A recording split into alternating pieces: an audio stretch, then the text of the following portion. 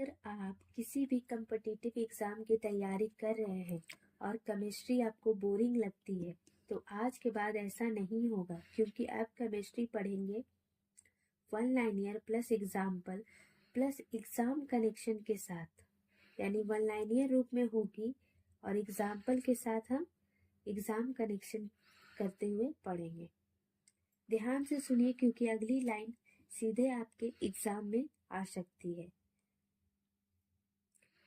पदार्थ वह है जिसमें द्रव्यमान होता है और जो स्थान घेरता है, जैसे किताब का वजन होता है और वह मेज पर जगह घेरती है। फर्स्ट टॉपिक क्या है? पदार्थ। पदार्थ वह है जिसमें द्रव्यमान होता है और जो स्थान घेरता है, जैसे किताब का वजन होता है ना, और वो क्या करता है? जगह घेरता है मेज पर। सेकंड पॉइंट, पदार्थ की 3 अवस्थाएं होती है, ठोस, द्रव, गैस। जैसे बर्फ ठोस के रूप में, पानी द्रव के रूप में और भाप गैस के रूप में। ठोस का आकार और आयतन दोनों निश्चित होते हैं, जैसे ईंट। ईंट का आकार और आयतन दोनों निश्चित होता है। ठोस का आयतन निश्चित लेकिन द्रव का आयतन निश्चित लेकिन आकार अनिश्चित होते हैं, जैसे बोतल में पानी।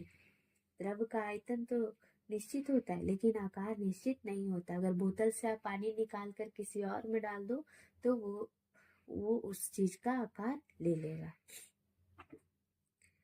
फिफ्थ पॉइंट इज, गैस का ना तो आकार निश्चित होता है और ना ही आयतन, जैसे हवा। हवा का ना कोई आकार है ना कोई आयतन। ताप बढ़ाने से ठोस द्रव में बदल सकता है, जैसे बर्फ का पिघलना। जैसे ही आप बर्फ को कोई भी आंच पर रख दो किसी बर्तन में, वो धीरे धीरे पिघलना शुरू कर देगा। भौतिक परिवर्तन में पदार्थ वही रहता है, जैसे कागज फाड़ना। लेकिन भौतिक परिवर्तन, फिजिकल परिवर्तन में क्या होता है कि जो पदार्थ होता है वो वही रहता है। कागज को आप फाड़ दो, पदार्थ वही रहेगा, लेकिन उसमें पहले जो एक पेपर था वो 2, 4, 5, 10 टुकड़ों में बट जाएगा। रासायनिक परिवर्तन में नया पदार्थ बनता है, जैसे लकड़ी जलकर राख बनना। रासायनिक परिवर्तन में क्या होता है कि नया पदार्थ बन जाता है। लकड़ी को आप जला दीजिए, राख बन जाएगा। कोयले को जला दीजिए, राख बन जाएगा। वाष्पीकरण किसी भी ताप पर होता है, जैसे कपड़े छाया में सूखना। जो वाष्पीकरण होता है वो किसी भी ताप पर होता है, चाहे कपड़ा, जैसे कपड़ा को आप सुखा छाया में दे दीजिए, वो धीरे धीरे उसमें से पानी सूख जाता है, वाष्प बनकर उड़ जाता है। संघनन गैस से द्रव बनने की प्रक्रिया है। संघनन गैस से द्रव बनने की प्रक्रिया है, जैसे ठंडी बोतल पर पानी जमना। ठंडी बोतल पर क्या होता है? पानी का जम जाना। ये संघनन का प्रक्रिया है। गैस से क्या करता है? द्रव्य में बदल देता है। एटॉमिक स्ट्रक्चर, परमाणु पदार्थ का सबसे छोटा कण है। एटॉमिक क्या है? परमाणु पदार्थ का सबसे छोटा कण है, जैसे सोना का सबसे छोटा हिस्सा। डाल्टन ने परमाणु सिद्धांत दिया, जिसमें कहा गया कि पदार्थ परमाणुओं से बना है। डाल्टन ने परमाणु का सिद्धांत दिया था और क्या कहा था? पदार्थ परमाणुओं से बना है। इलेक्ट्रॉन ऋणात्मक आवेश वाला कण है। इलेक्ट्रॉन ऋणात्मक आवेश वाला कण है, जैसे बिजली का चिन्ह। जैसे बिजली का चिन्ह। इलेक्ट्रॉन क्या है? ऋणात्मक आवेश वाला कण है, बिजली का चिन्ह। प्रोटॉन, एग्जाम्पल के साथ समझते चल रहे हैं हम लोग। प्रोटॉन धनात्मक आवेश वाला कण है, जैसे चिन्ह। प्रोटॉन क्या है? धनात्मक आवेश वाला कण है, जैसे कि चिन्ह। न्यूट्रॉन पर कोई आवेश नहीं होता, जिसे बिना चार्ज का बैटरी। न्यूट्रॉन पर कोई भी आवेश नहीं होता, बिना चार्ज का बैटरी आप ले लो, न्यूट्रॉन जिसपे कोई आवेश नहीं होता है। परमाणु क्रमांक प्रोटॉनों की संख्या होता है, जैसे हाइड्रोजन का 1। परमाणु क्रमांक प्रोटॉनों की संख्या होता है, जैसे हाइड्रोजन का 1, वैसे ही हीलियम लिथियम 1 2 3 4 आते जाएगा। द्रव्यमान संख्या प्रोटॉन और न्यूट्रॉन का योग है, जैसे कार्बन का 12। द्रव्यमान संख्या प्रोटॉन और न्यूट्रॉन का योग होता है, यानी प्रोटॉन और उसके बाद न्यूट्रॉन को जोड़ करके जो संख्या आएगा उसको द्रव्यमान संख्या कहेंगे। समस्थानिकों का परमाणु क्रमांक समान होता है। जो समस्थानिक होते हैं, समस्थानिक निकालते हैं, उसका जो परमाणु क्रमांक होते हैं वो समान होता है, जैसे कार्बन का 12 और कार्बन का 14। समभारिकों का द्रव्यमान समान होता है, जैसे आर्गन और कैल्शियम। समभारिक का द्रव्यमान समान होता है, जैसे आर्गन और कैल्शियम। कार्बन 14 का उपयोग जीवाश्मों की आयु जानने में होता है। कार्बन 14 का उपयोग जो है जीवाश्मों की आयु जानने में होता है। आगे हम लोग जानेंगे केमिकल रिएक्शन, रासायनिक अभिक्रियाएं। रासायनिक अभिक्रिया में अभिकारक उत्पाद बनाते हैं। रासायनिक अभिक्रिया में क्या होता है, जो अभिकारक होते हैं वो उत्पाद बनाते हैं, जैसे दूध से दही बनना, दूध से दही बनना, ये रासायनिक अभिक्रिया है। संतुलित समीकरण द्रव्यमान संरक्षण का पालन करता है।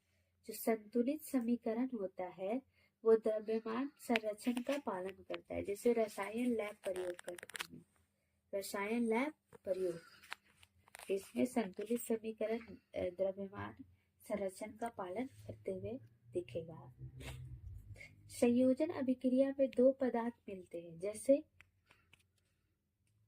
Calcium oxide plus hydro oxide मिलकर के कैल्शियम हाइड्रो ऑक्साइड बनता है।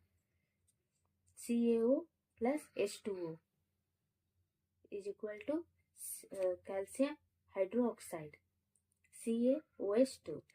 अपघटन अभिक्रिया में एक पदार्थ टूटता है, जैसे CaCO3 कार्बन कार्बो ऑक्साइड गर्म करने पर। विस्थापन अभिक्रिया में अधिक क्रियाशील तत्व कम को हटाया जाता है, जैसे जस्ता प्लस तांबा सल्फेट। विस्थापन अभिक्रिया में अधिक क्रियाशील तत्व को कम अधिक क्रियाशील तत्व कम को हटाया जाता है, कम जो होता है उसको हटाया जाता है, जैसे जस्ता प्लस तांबा सल्फेट। द्विविस्थापन में आयनों की अदला बदली होती है। द्विविस्थापन में आयनों की क्या होती है, अदला बदली होती है। NaCl plus AgNO3, sodium chloride plus argon nitrogen oxide. ऑक्सीकरण में ऑक्सीजन जुड़ती है, जैसे लोहा जंग खाना, लोहा में जो जंग लगते हैं वो ऑक्सीकरण के कारण होता है, और ऑक्सीकरण में ऑक्सीजन जुड़ती है। अपचयन में ऑक्सीजन हटती है। ऑक्सीकरण में ऑक्सीजन जुड़ती है, लेकिन अपचयन में क्या होता है, ऑक्सीजन हटती है, जैसे तांबे से ऑक्सीजन निकलना। तांबे से क्या होता है, ऑक्सीजन निकलना, ये अपचयन की प्रक्रिया है। जंग लगना धीमी अभिक्रिया है। जंग लगना एक धीमी अभिक्रिया है, जैसे लोहे की रैलिंग। लोहे जैसे कोई भी लोहा में तुरंत जंग नहीं लगता, जब बहुत पानी धूप लगते रहता है लगातार, उसके बाद काफी समय के बाद आप धीरे धीरे देखोगे जंग लगना शुरू हो गया है। श्वसन एक रासायनिक अभिक्रिया है जिसमें ऊर्जा निकलती है। श्वसन एक रासायनिक अभिक्रिया है जिसमें ऊर्जा निकलती है। अम्ल, क्षार और लवण से कुछ वन लाइनर हम देखेंगे। अम्ल खट्टे होते हैं जैसे नींबू, क्षार कड़वे होते हैं जैसे साबुन। पीएच स्केल 0 से 14 तक होता है जैसे थर्मामीटर, आप देखोगे थर्मामीटर को तो 0 से 14 तक रहेगा। पीएच 7 उदासीन होता है जैसे शुद्ध जल। पीएच 7 से कम अम्लीय होता है जैसे सिरका। पीएच 7 से अधिक क्षारीय होता है जैसे चूना जल। HCl हाइड्रोक्लोराइड पेट का अम्ल है जो पाचन में मदद करता है। NaOH सोडियम हाइड्रोक्साइड साबुन बनाने में उपयोग होता है। बेकिंग सोडा केक फुलाने में काम आता है। वॉशिंग सोडा कपड़े धोने में काम आता है, प्रयोग किया जाता है, काम आता है। मेटल्स और नॉन मेटल्स से देखेंगे हम कुछ वन लाइनर को। ये सारे एग्जाम पॉइंट ऑफ व्यू से बहुत ही ज़्यादा इम्पोर्टेंट है। डायरेक्ट आपको इससे MCQ के तौर पे एग्जाम में क्वेश्चन देखने को मिलेंगे। धातु में विद्युत की सुचालक होती है जैसे तांबा तार सबसे ज्यादा चांदी का होता है पर काफी कॉस्टली होती है और पता चला लगाते के साथ चोर लेके भाग गया। अधातु में सामान्य यथा कुचालक होती है जैसे लकड़ी। अगर आप लकड़ी मान लो कभी करंट लग रहा है तो लकड़ी से आप उसको हटाएं, ना कि नंगे हाथ से या फिर कोई भी लोहे का सामान से, तो पता चला और ज्यादा जोर से करंट लग जाएगा। लोहा जंग खाता है क्योंकि वह ऑक्सीजन से क्रिया करता है। लोहा क्या करता है? जंग खाता है। और वो क्यों? क्योंकि वह ऑक्सीजन से क्रिया करता है। ऑलरेडी हम बताए थे ऑक्सीकरण में ऑक्सीजन से जुड़ता है और अपचयन में ऑक्सीजन को छोड़ता है। जंग के लिए नमी आवश्यक है जैसे बारिश में लोहे की कील। जंग तभी लगता है जब उसमें पानी और धूप दोनों पड़ा हो। एल्यूमीनियम हल्की धातु है जैसे हवाई जहाज। हवाई जहाज में एल्यूमीनियम यूज होता है। सोडियम बहुत क्रियाशील धातु है।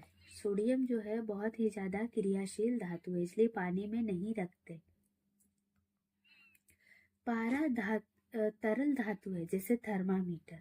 पारा जो है तरल धातु है जो थर्मामीटर में यूज होता है। थर्मामीटर पारा से बना होता है। हीरा कार्बन का अपरूप है। हीरा कार्बन का अपरूप है और वह बहुत कठोर होता है। ग्रेफाइट विद्युत का चालक है इसलिए पेंसिल में प्रयोग होता है। क्रियाशीलता श्रेणी में पोटेशियम सबसे ऊपर होता है। क्रियाशीलता श्रेणी में क्या सबसे ऊपर होता है? Potassium. Carbon and daily chemistry, carbon एवं उसके यौगिक या डेली केमिस्ट्री हम कह सकते हैं। कार्बन सहसंयोजन बंध बनाता है जैसे मीथेन। हीरा और ग्रेफाइट कार्बन के अपरूप होते हैं। हीरा और ग्रेफाइट कार्बन के अपरूप होते हैं। हाइड्रोकार्बन में केवल C और H होते हैं। कार्बन एंड हाइड्रोजन जैसे पेट्रोल। कार्बन में केवल C और H होते हैं जैसे petrol. C means carbon, H means hydrogen. Methane सबसे सरल हाइड्रोकार्बन है। मीथेन सबसे सरल हाइड्रोकार्बन है।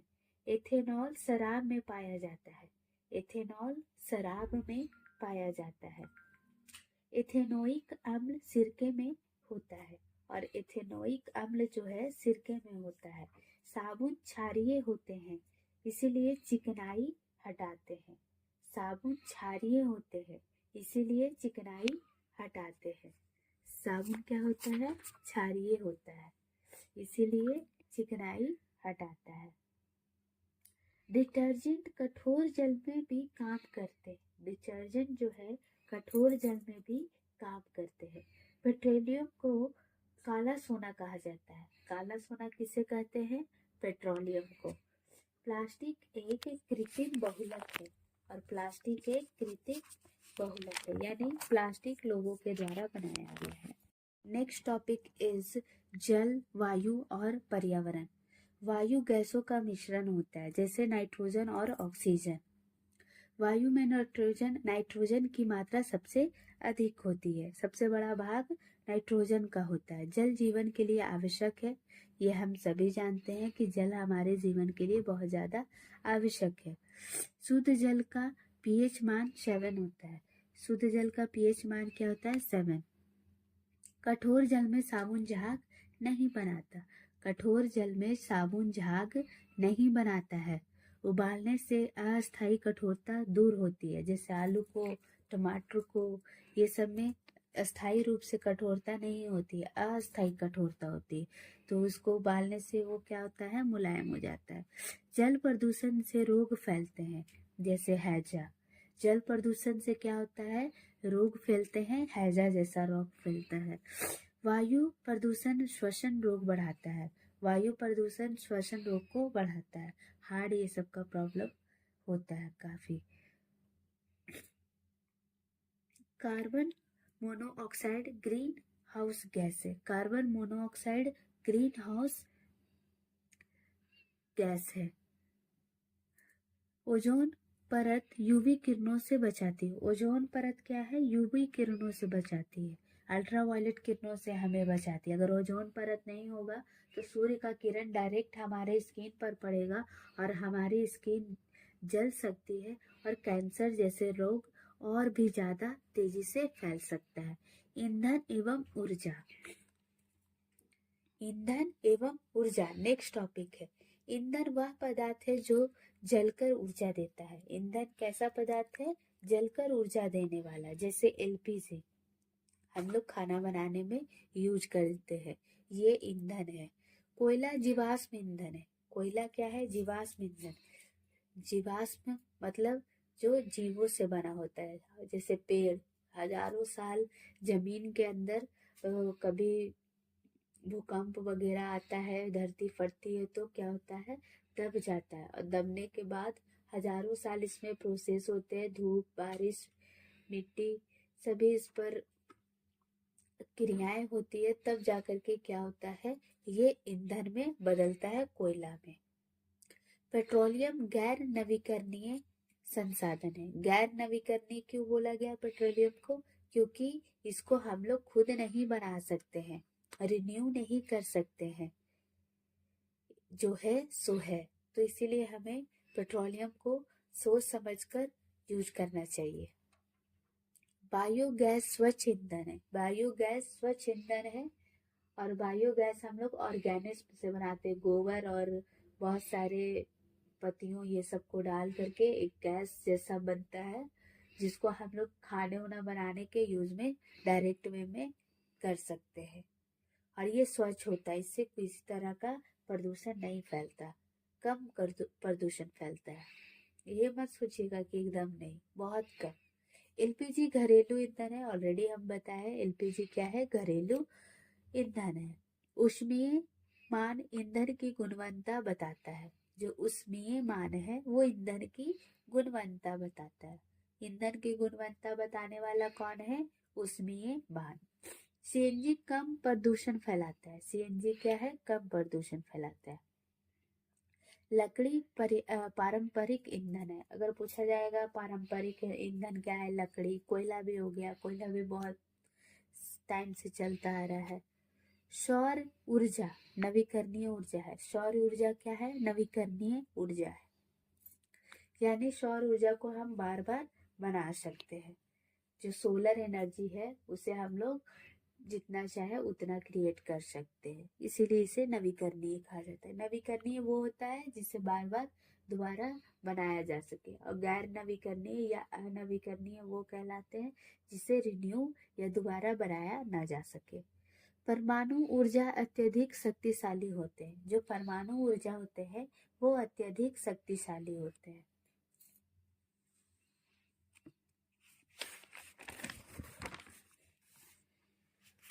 नेक्स्ट टॉपिक है दैनिक लाइफ में रसायन विज्ञान। दैनिक लाइफ में, डेली लाइफ में रसायन विज्ञान क्या है? दवाइयाँ रोगों के उपचार में काम आता है। दवाइयाँ रोगों के उपचार में काम आता है। एंटीबायोटिक बैक्टीरिया को मारती है। एंटीबायोटिक क्या करती है? बैक्टीरिया को मारती है। कीटनाशक फसलों की रक्षा करते हैं। कीटनाशक क्या करते हैं? फसलों की रक्षा करते हैं। इसीलिए किसान कीटनाशक छिड़कते हैं अपने फसल में, खेतों में। उर्वरक मिट्टी की उर्वरता को बढ़ाते हैं। जो उर्वरक होता है वो मिट्टी के उत्पादकता को क्या करते हैं? बढ़ाते हैं। उर्वरता को बढ़ाते, उत्पादकता को बढ़ाते हैं। संरक्षक भोजन को खराब होने से बचाता है। संरक्षक क्या करता है? भोजन को खराब होने से बचाता है। नमक भोजन का आवश्यक घटक है। नमक भोजन का आवश्यक घटक है। अगर नमक नहीं होगा तो किसी भी तरह का भोजन, कितना भी आप टेस्टी मसालेदार बना लो, अच्छे से बनाओ, और नमक न डालो तो टेस्ट आने वाला नहीं है। ये बहुत ज़्यादा आवश्यक होता है। आयोडीन युक्त नमक घेंका रोग से बचाता है। इसीलिए बार बार बोला जाता है कि जो भी आप नमक यूज कर रहे हैं, ध्यान दीजिए कि वो आयोडीन युक्त है कि नहीं है। ब्लीचिंग पाउडर कीटाणुनाशक है। ब्लीचिंग पाउडर जो होता है वो कीटाणुनाशक होता है। फिनाइल कीटाणुनाशक है। फिनाइल भी क्या है? कीटाणुनाशक है। इसीलिए टॉयलेट में यूज किया जाता है साफ करने को। प्लास्टिक एक कृत्रिम बहुलक है। प्लास्टिक क्या है? एक कृत्रिम बहुलक है। कुछ मिसलेनियस क्वेश्चन है एग्जाम पॉइंट ऑफ व्यू से, ये भी बहुत ज्यादा इंपॉर्टेंट है। द्रव्यमान संरक्षण का नियम लावोजियर ने दिया। पूछा जाएगा द्रव्यमान संरक्षण का नियम किसने दिया? तो लावोजियर ने। परमाणु ऊर्जा नाभिकीय अभिक्रिया से मिलती है। परमाणु ऊर्जा किस अभिक्रिया से मिलती है? नाभिकीय अभिक्रिया से। अम्ल वर्षा पर्यावरण के लिए हानिकारक है। अम्ल वर्षा क्या है? पर्यावरण के लिए हानिकारक है, क्योंकि जहाँ भी अम्ल वर्षा होता है वहाँ की मिट्टी लेस फर्टाइल हो जाती है और हमें फसल उपजाने में काफी समस्याएं होती है। कार्बन मोनोऑक्साइड एक विषैली गैस है। कार्बन मोनोऑक्साइड क्या है? एक विषैली गैस है। ऑक्सीजन दहन में सहायक है। अगर किसी चीज को जलाना है तो ऑक्सीजन बहुत जरूरी है। अगर ऑक्सीजन नहीं होगा तो वो जलेगा नहीं। और नाइट्रोजन दहन में सहायक नहीं है। तो इसीलिए जो फायर ब्रिगेड होते हैं वो नाइट्रोजन होते हैं। वो क्या करते हैं? आग को बुझाने में काम आता है। जल का रासायनिक सूत्र H2O होता है, हाइड्रो ऑक्साइड। नमक का रासायनिक नाम NaCl होता है, सोडियम क्लोराइड। चूना पत्थर CaCO3 होता है, कैल्शियम कार्बोनेट। रसायन विज्ञान पदार्थों के गुणों का अध्ययन है। रसायन विज्ञान क्या है? पदार्थों के गुणों का अध्ययन है। अगर आपने यहाँ तक सुना है तो समझ लीजिए केमिस्ट्री अब आपकी कमजोरी नहीं रही। इन्हीं 100 लाइन से SSC, BPSC, railway, police, TET सब में सवाल बनते हैं। ध्यान रहे, ये सिर्फ AEDO के लिए नहीं, BPSC AEDO के लिए नहीं, एग्जाम के इंडिया के, बिहार के ऑल कॉम्पिटिटिव एग्जाम के लिए ये इम्पोर्टेंट है। अगली बार जब आप एग्जाम में ये देखिएगा तो याद रखिएगा आपने इसे कहानी की तरह पढ़ा था। मिलते हैं नेक्स्ट वीडियो में। लाइक और सब्सक्राइब करना ना भूलें और पढ़ते रहें, लाइफ में आगे बढ़ते रहें। Thank you.